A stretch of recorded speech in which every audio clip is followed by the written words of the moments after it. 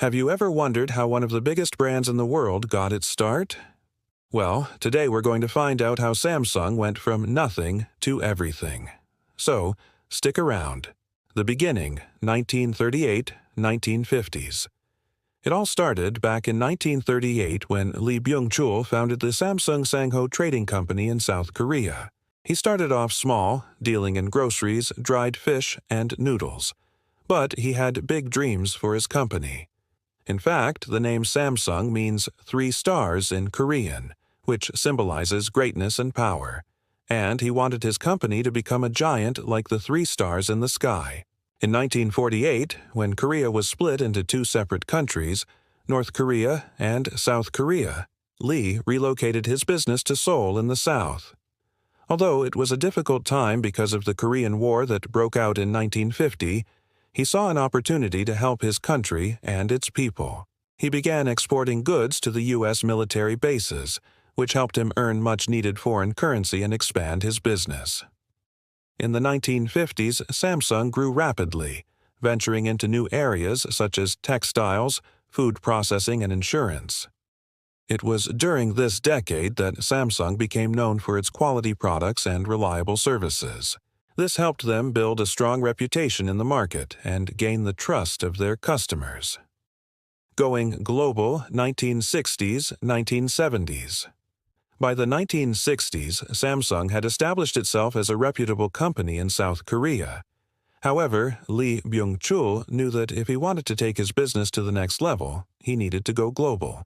So he set his sights on Japan, which was a major market for electronic goods. In 1968, Samsung Electronics was established and began exporting black and white televisions to Japan. The company quickly gained a foothold in the Japanese market and soon expanded its product line to include color TVs, refrigerators, and washing machines.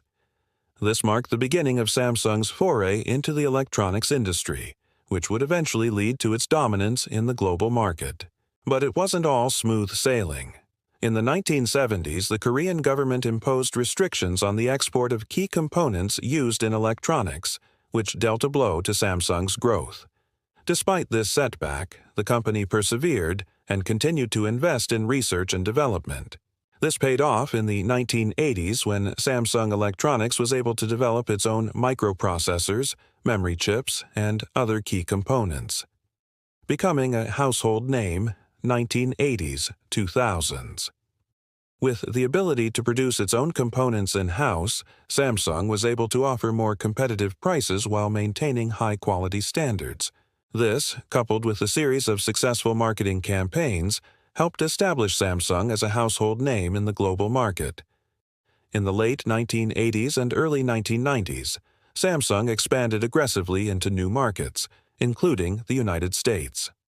The company opened its first U.S. sales office in New York in 1987, and soon after established a network of distributors and retailers nationwide.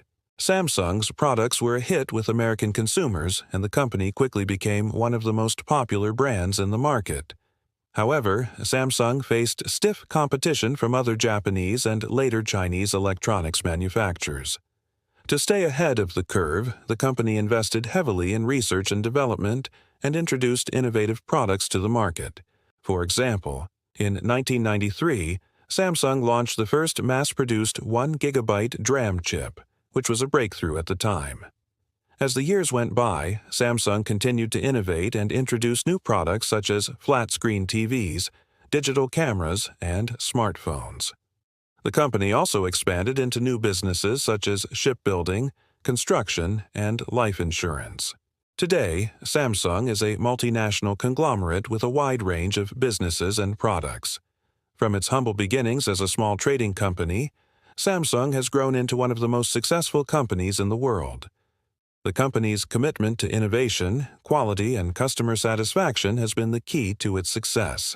As Samsung looks to the future, it is clear that the company will continue to grow and innovate, bringing us the latest and greatest in technology. What do you think about Samsung? Let me know in the comments.